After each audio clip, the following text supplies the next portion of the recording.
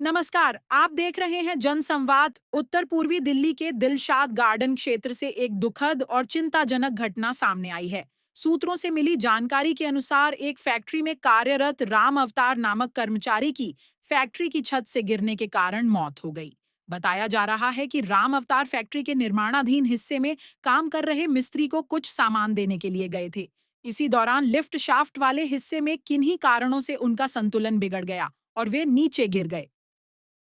घटना की जानकारी मिलते ही फैक्ट्री में मौजूद अन्य कर्मचारियों ने उन्हें तत्काल नजदीकी अस्पताल पहुंचाया, जहां से उनकी गंभीर हालत को देखते हुए गुरु तेग बहादुर अस्पताल रेफर कर दिया गया। लेकिन इलाज के दौरान राम अवतार ने दम तोड़ दिया। इस घटना के बाद मृतक के परिजनों ने फैक्ट्री प्रबंधन पर गंभीर आरोप लगाए हैं।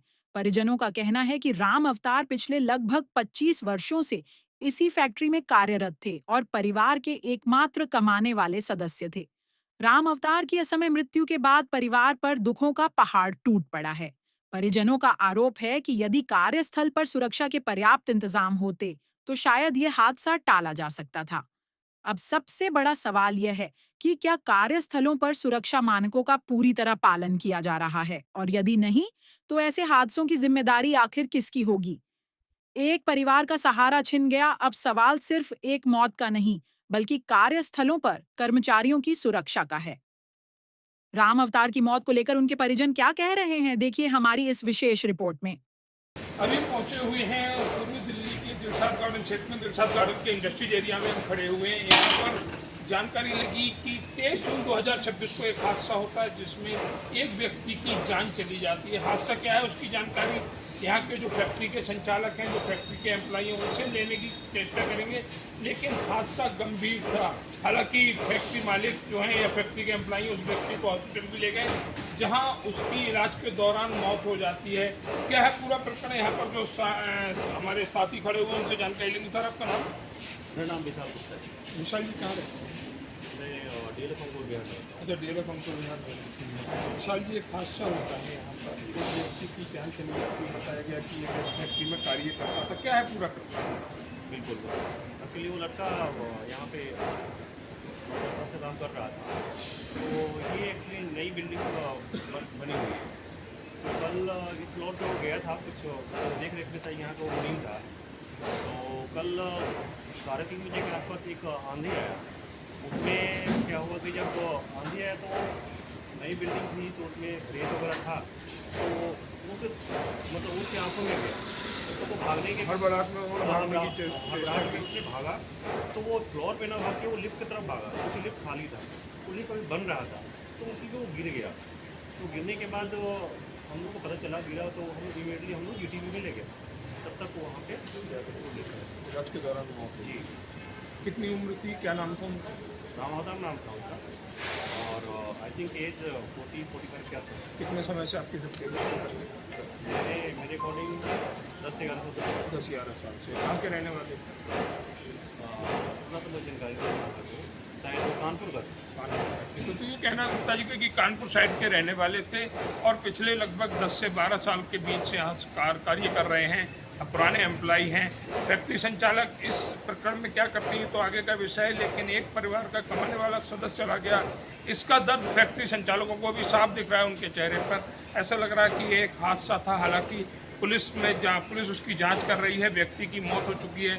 गुरु तेग बहादुर अस्पताल में इलाज के दौरान व्यक्ति की मौत हुई थी। ये फैक्ट्री के जो एम्प्लॉई हैं उन्होंने खुद इस बात को माना है कि हम हॉस्पिटल ले गए थे जहां पर उसकी मौत हो गई। अभी हम पहुंचे हुए हैं पूर्वी दिल्ली की लाइफलाइन कहे जाने वाले अस्पताल गुरु तेग बहादुर में। गुरु तेग बहादुर में हमें एक हादसे की जानकारी मिलती है।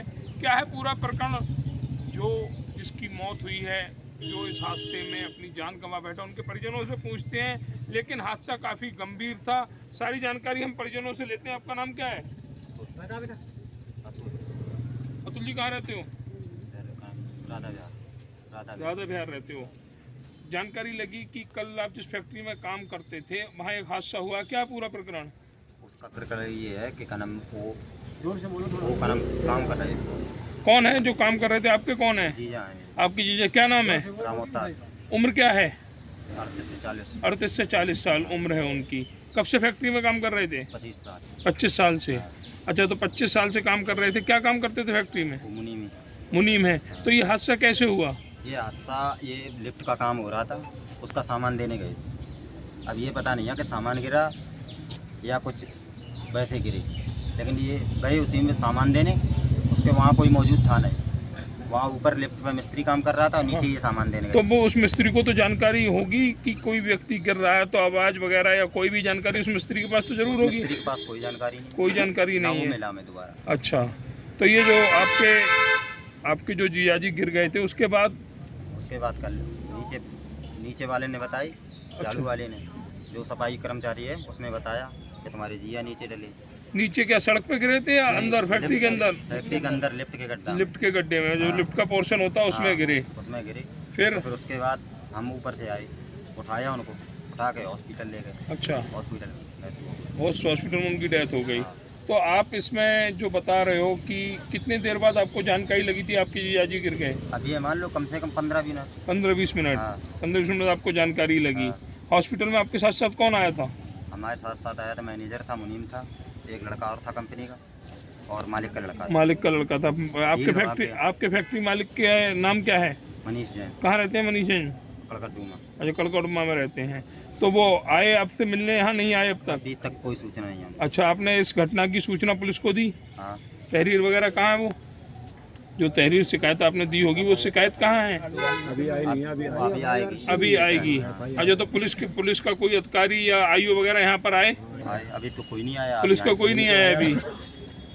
पुलिस का कोई अधिकारी आपके पास अभी तक आया ही नहीं नहीं, अभी है? तक। आपकी मांग अब क्या है? मांग क्या है? मैं तो इंसाफ चाहिए। अच्छा, न्याय चाहिए आपके लिए? आपको न्याय चाहिए? अच्छा, न्याय की लड़ाई लड़ रहे हैं आप। हाँ। ठीक है, इसमें क्या फैक्ट्री मालिक से कोई समाने पर कोई समझौता भी करेंगे?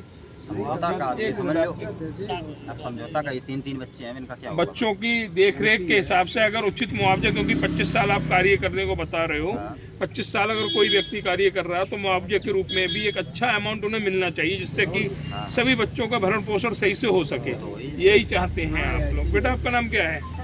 संध्या। कौन सी क्लास में पढ़ते हैं बेटा? 10th में पढ़ते हैं। कहाँ रहते हैं? दादा भैर। आपको कैसे जानकारी मिली आपके पिताजी के साथ हादसा हो गया? मामा ने बताई। अच्छा, आपके मामा जी ने बताई थी। तो आपके मामा जी ने, तो आपके चाचा जी हैं, कौन, उन्होंने सूचना दी थी? इनके भाई बड़े वाले। अच्छा, मेरे को इनके नहीं आपके पता। दूसरे मामा जी हाँ। जो हैं वो आपके घर पर आए तब आपको जानकारी मिली? फोन किया था मेरे को। अच्छा, उन्होंने आपको फ़ोन किया फोन किया तब था। आपको जानकारी हाँ। मिली। अच्छा, यहाँ पर जब आप हॉस्पिटल में आए थे तब आपके पिताजी जीवित थे या तब जीवित नहीं थे?